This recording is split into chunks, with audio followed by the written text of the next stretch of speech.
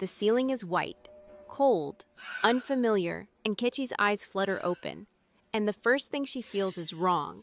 Everything is wrong. The air smells like disinfectant and something metallic. Her head throbs. Her body feels heavy like she's been asleep for days. Where is she? She tries to sit up, but her arms shake. The room spins. White walls, machines beeping softly, a window with blinds half closed, letting in pale Seoul sunlight. Seoul? Her breath catches. She's not in Lagos. And then she sees him. A man sits in the corner, leaning back in a chair like he owns the room. Dark suit, broad shoulders, arms covered in dragon tattoos that crawl up to his neck. His face is sharp, cold, beautiful in a dangerous way. Black hair slicked back, eyes like frozen glass. He's staring at her. "You're awake," he says. His voice is low, calm, but it sends a chill down her spine. And Nkechi's heart slams against her ribs. Who are you?" He doesn't answer right away. He just watches her, like he's studying every breath she takes. Then he stands, slowly, walks toward her. She presses herself back against the hospital bed. "Stay away from me." He stops at the edge of the bed. His eyes flicker to her belly, then back to her face. "My name is Tae-Oh," he says, "and you're carrying my child." The words hit her like a slap. "What?" Her voice cracks. "What did you just say?" He reaches into his jacket and pulls out a folded paper. He places it on the bed beside her. She stares at it, her hands trembling as she unfolds it. It's a pregnancy report. Her name is printed at the top, Nkechi Okafor, 6 weeks pregnant. Her vision blurs. This can't be real. I don't even know you. You don't remember," he says quietly. But that doesn't change the truth. Her mind is spinning. Lagos. She was in Lagos. There was a party, a cultural event, music, laughter, faces she knew, and then darkness. "What did you do to me?" she whispers. His jaw tightens. "I saved you." "From what?" "From the people who wanted to take you, sell you, or worse." Her stomach turns. "You're lying." He leans closer, his voice drops. "You're carrying my child, Nkechi, and they're coming for you." The door suddenly clicks. Both of them turn. A man in a black suit steps inside. He speaks fast in Korean. Tae-Oh's face hardens. He answers sharply, then waves the man away. The door closes again. Nkechi's pulse is racing. "Who was that? What's happening?" Tae-Oh turns back to her. His expression is unreadable. "You need to understand something. The world you knew in Lagos, it's gone. Right now, you're in Seoul, and you're under my protection." "Protection?" She laughs bitterly. "You kidnapped me. If I hadn't taken you, you'd be dead." The weight of his words settles over her like ice. She wants to scream, to run, but her body won't move. And deep down, somewhere she doesn't want to admit, she knows he's not lying. "Why me?" she asks. Her voice is small now. "Broken." He pauses. For the first time, something flickers in his eyes. Something almost human. "Because your father saved my life once, and I promised him I'd protect you." Her breath stops. "My father?" Her voice shakes. "My father's been dead for 3 years." "I know," Tae-Oh says. "And he didn't die the way you think." The room goes silent. Nkechi's mind is a storm. Her father, a promise, a child, a man she doesn't remember. She looks at him, this cold, tattooed stranger who claims to be the father of her baby. "If you walk out that door," Tae-Oh says quietly, "you die. If you stay with me, you have a chance." Her throat tightens. "What kind of choice is that?" He doesn't answer, because they both know it's not a choice at all. She closes her eyes. Her hands move to her stomach. Flat, empty. But the paper says otherwise. 6 weeks. A baby, his baby. Her chest tightens. Panic rises. But underneath it, something else stirs. A question she can't ignore. What happened that night? She opens her eyes and looks at him. Really looks at him. "I need to know the truth," she says. "All of it." Tae-Oh watches her for a long moment. Then he nods. "You will, but not here, and not now." He moves toward the door. "Wait," she says. He stops. "Why do you keep looking at me like that?" she asks. "Like you know me." His hand rests on the door handle. He doesn't turn around. "Because I do," he says. "Even if you don't remember." And then he's gone. And Nkechi is alone again. The machines beep. The sunlight shifts across the floor. She stares at the pregnancy report in her hands. Her mind races back. Lagos, the party, laughter, a drink handed to her, a smile she didn't recognize, and then nothing. But somewhere in the fog, there's a shadow, a voice, a man pulling her out of the dark. Was it him? She clutches the paper tighter. Her father, a promise, a child, and a man with dragon tattoos who says he saved her life. Nothing makes sense. But one thing is clear. Her life will never be the same. Outside the window, Seoul hums, a city of neon and secrets. And somewhere in the shadows, someone is watching, waiting. 3 hours later, Nkechi is moved. No explanation. Just two men in black suits who enter the room, unplug the machines, and gesture for her to follow. She doesn't argue. What's the point? They lead her down a sterile hallway, white tiles, fluorescent lights, the smell of bleach. No windows, no other patients, just silence. A black SUV waits outside, tinted windows, engine running. One of the men opens the door. She hesitates.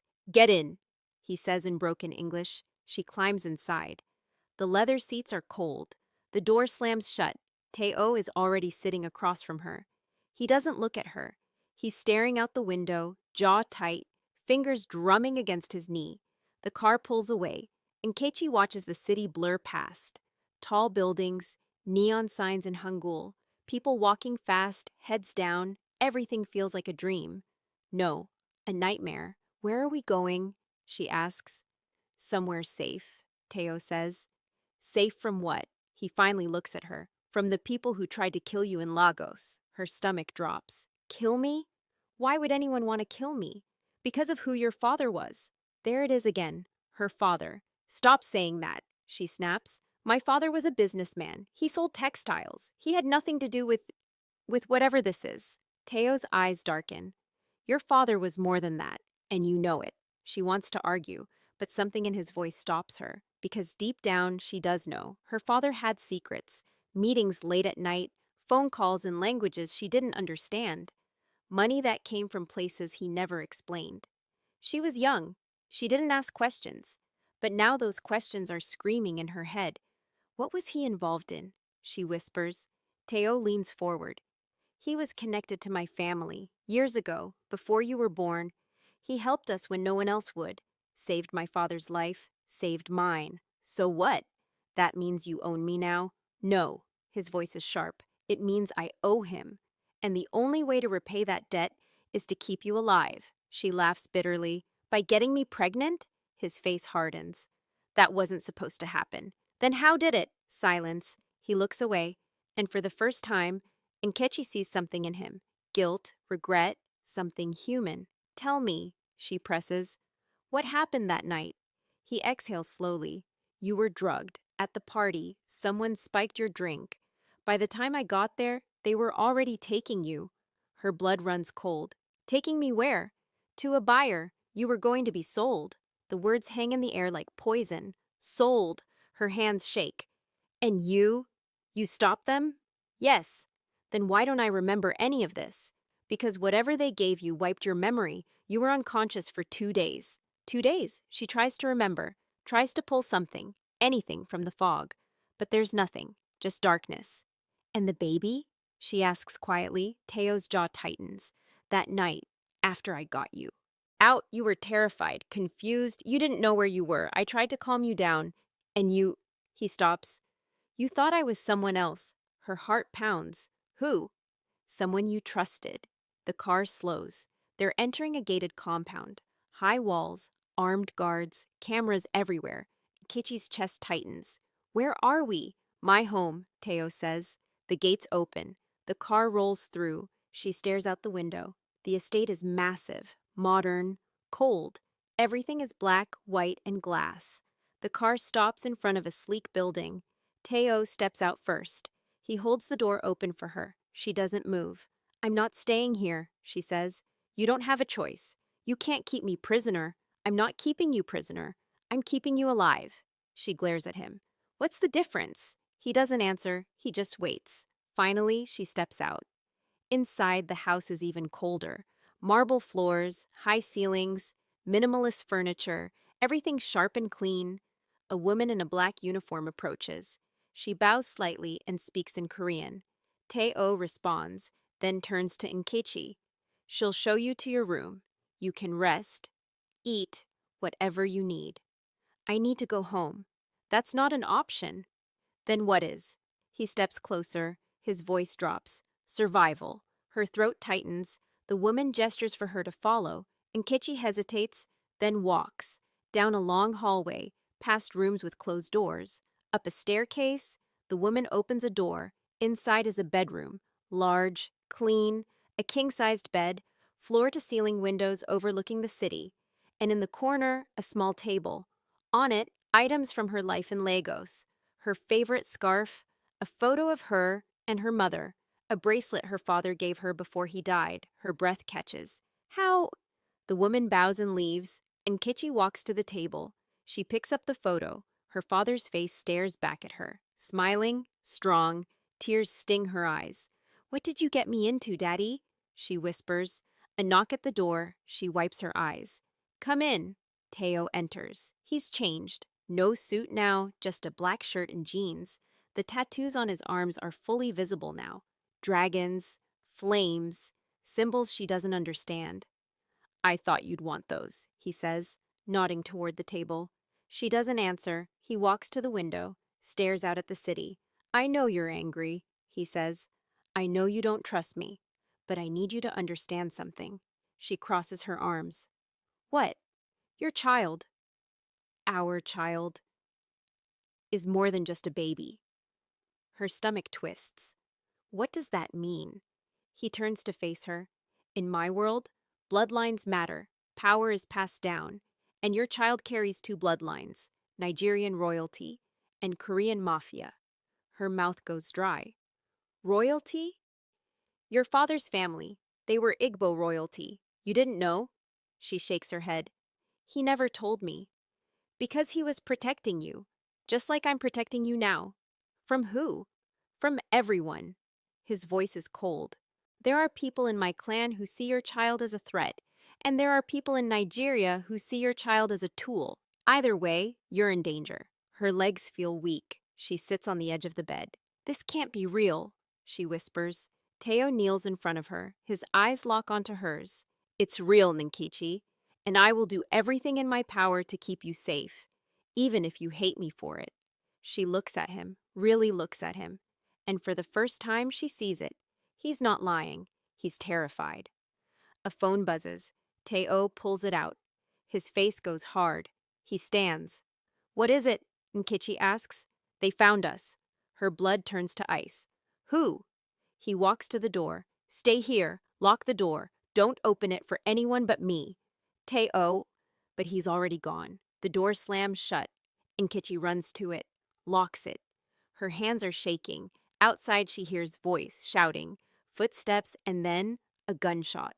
Nkechi's heart stops. The gunshot echoes through the house. Then another, and another. She backs away from the door. Her pulse is hammering. Her hands shake. What is happening? More voices, shouting in Korean. The sound of something heavy crashing, glass shattering. She looks around the room. No weapon, no way out. The window. She runs to it, looks down, 3 floors up. No balcony, no fire escape. She's trapped. Another gunshot, closer this time. She grabs her phone from the table. No signal. Of course not. Footsteps in the hallway. Fast, heavy. She holds her breath. The doorknob rattles. Nkechi. Tae-Oh's voice. Low, urgent. Open the door. She hesitates. Now. She unlocks it. He pushes inside. Blood on his ken knuckles. His shirt torn, but his eyes are sharp. Focused. We're leaving, he says. What's happening? No time, come.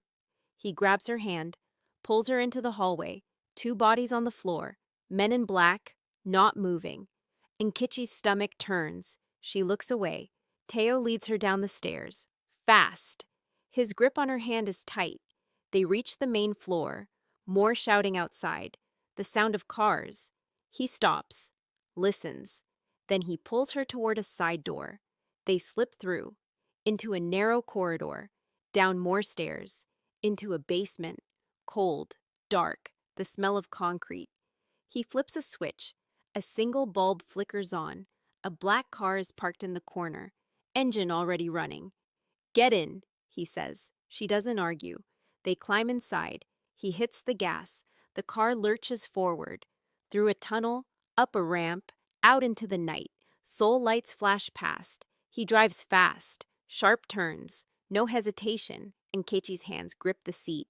Who were they? Rivals. They've been waiting for a chance. To kill you? To kill you. Her blood runs cold. He glances at her. You okay? She laughs. It comes out broken. Am I okay? I just saw dead bodies. I'm pregnant with a baby I don't remember conceiving, and people are trying to kill me. No, I'm not okay. He doesn't respond, just keeps driving. After 20 minutes, he pulls into an underground parking garage, kills the engine. Silence. He turns to her. I know this is hard. I know you're scared, but I need you to trust me. Trust you? Her voice cracks. I don't even know you. You do. His voice is soft now.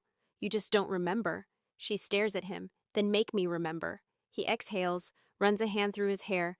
The night I saved you. You woke up in my car. You were panicking, screaming. I tried to calm you down, and you looked at me like... He stops. Like what? Like you knew me. Her breath catches. You said my name, he continues. You called me Tae-Oh, and then you kissed me. Her heart pounds. I kissed you? You thought I was someone you were waiting for. Someone you loved. She shakes her head. That's not possible. Maybe you saw me before, at the party or somewhere else, I don't know. But in that moment, you trusted me, and I... He looks away. I should have stopped it, but I didn't. The silence stretches. So you took advantage of me, she whispers. His jaw tightens. No, I stopped it before anything happened. But you wouldn't let go. You held on to me like I was the only thing keeping you alive. And I stayed. All night. Just holding you. Tears burn her eyes. Then how... The next morning, you woke up. You didn't remember anything. But you weren't afraid of me. You asked me to take you home. And I was going to. But then... He pauses. You kissed me again. Her chest tightens. This time you were awake. You knew what you were doing. And I... He closes his eyes. I didn't stop it. A tear rolls down her cheek. So it was real. Yes. She covers her face with her hands. I don't remember any of this. I know. Then how do I know you're telling the truth? He reaches into his pocket, pulls out his phone, unlocks it, hands it to her. On the screen is a video, time-stamped. 6 weeks ago, she presses play. The video shows a hotel room, dim lighting, a bed, and her. She's sitting on the edge of the bed, smiling, laughing, talking to someone off camera. Tae-Oh's voice. You should rest. Her voice. I don't want to rest. I want to remember. Remember what? Everything. The camera shifts, shows Tae-Oh sitting beside her, and then she leans in, kisses him. The video stops, and Nkechi stares at the screen. Her hands are shaking. That's not me, she whispers. It is. I would never. You did. She looks at him, tears streaming down her face. Why didn't you tell me? Because you wouldn't have believed me. She hands the phone back, wipes her eyes. I need air. She opens the door, steps out. The garage is cold, empty. Tae-Oh follows. Nkechi, don't. She holds up a hand. Just give me a minute. He stops, watches her. She walks to the edge of the garage, leans against a pillar, closes her eyes. A baby, a man, a life she doesn't remember, her father's secrets, a promise, a war. It's too much. I can't do this, she whispers. Tae-Oh is beside her now. Yes, you can. How do you know? Because you're still standing. She looks at him. His face is bruised, his knuckles bloody, but his eyes are steady. I'm not strong, she says. You're stronger than you think. A moment passes, then she speaks. If I stay with you, if I do this, I need one thing. What? The truth about everything. My father, the baby, all of it. He nods. You'll have it. She takes a breath. Okay. He reaches for her hand. She lets him take it. We'll figure this out, he says. Together. She wants to believe him, and maybe, just maybe, she does. They walk back to the car. He opens the door for her. Before she gets in, she stops. Tae-Oh, yeah? Who is my father to you, really? He looks at her for a long moment. He was the only man who ever showed me kindness, in a world that showed me none. Her throat tightens. He continues, and when he died, I made a promise to protect you, no matter what. Even if it means keeping me prisoner? Even then, she nods slowly. Then I guess we're stuck with each other. A small smile crosses his face. Guess so. They get in the car. He starts the engine.